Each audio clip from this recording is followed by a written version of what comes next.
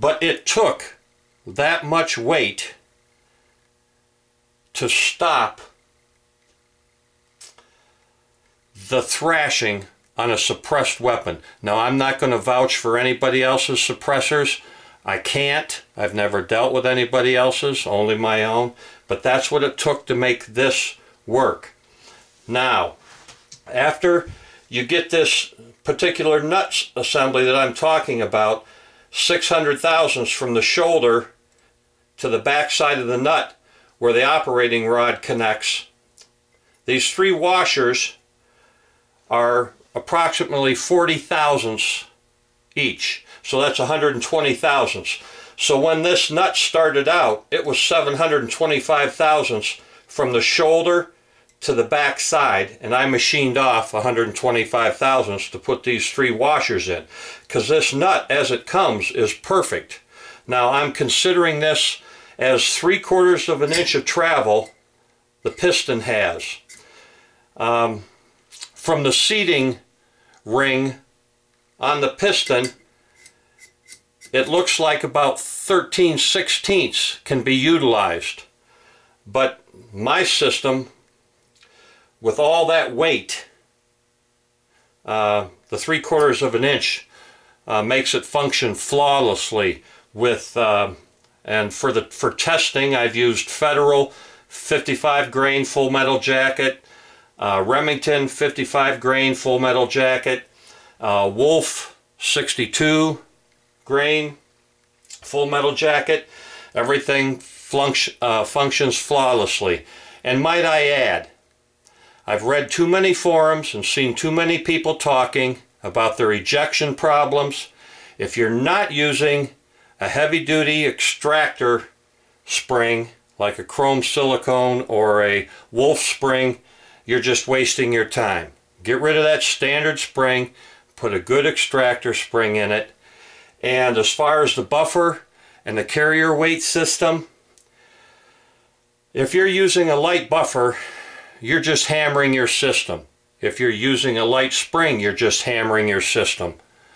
What you want, and I'm not A.R. Stoner, and I haven't been around 40 years, and I don't have the experience of anybody else, but I do have the experience of developing my suppressors that are unlike any other on the planet that I'm aware of. I use check valves. Everybody else uses baffles and media. I use 2 check valves. That's not to negate anybody else's. I'm not doing that. I'm just trying to show you what it took for me to put this in a free float system with a heavily suppressed 16-inch barrel on an AR. And that's what it took. Now you can see the handguard. After the nut is done, I machined out from the shoulder of the handguard tube back 600 thousandths and cut out a 1-inch, milled out a 1-inch slot 5 inches long.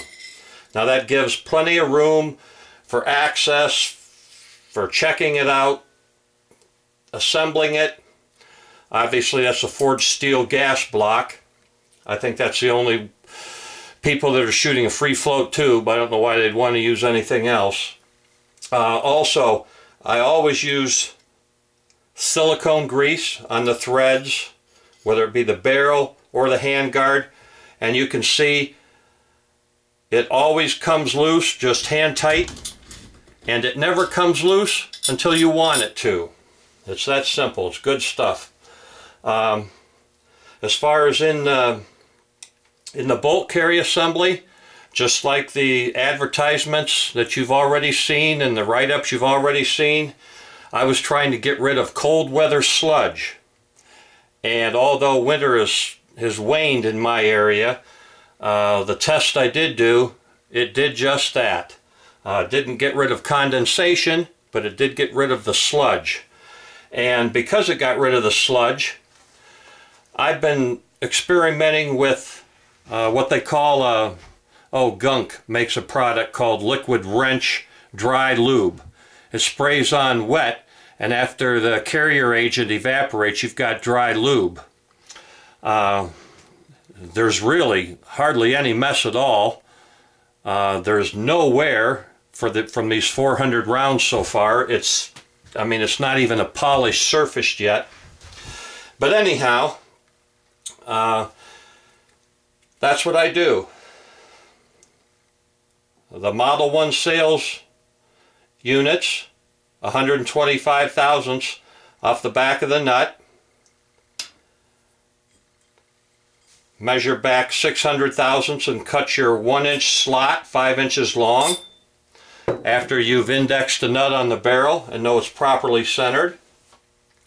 And I've also got a free float tube if it's a one-piece unit.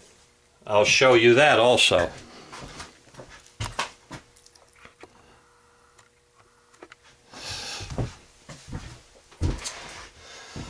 Now I did basically the same thing with the one-piece unit, only the nut stays in there, obviously it's part of the unit, and you just do the same thing.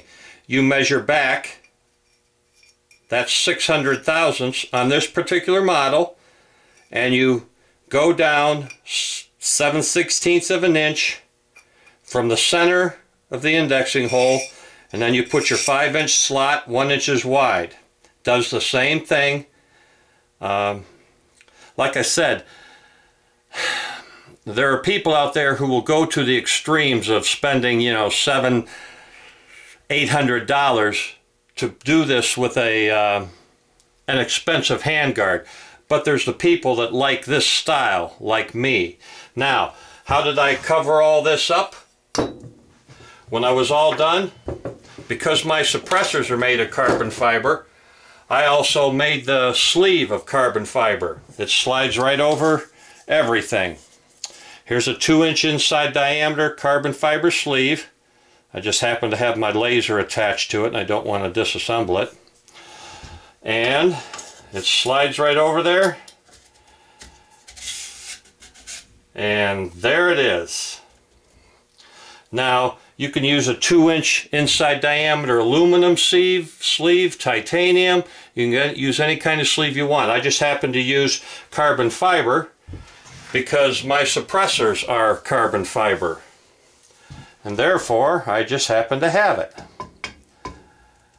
And it keeps everything looking the same. So basically, that is how I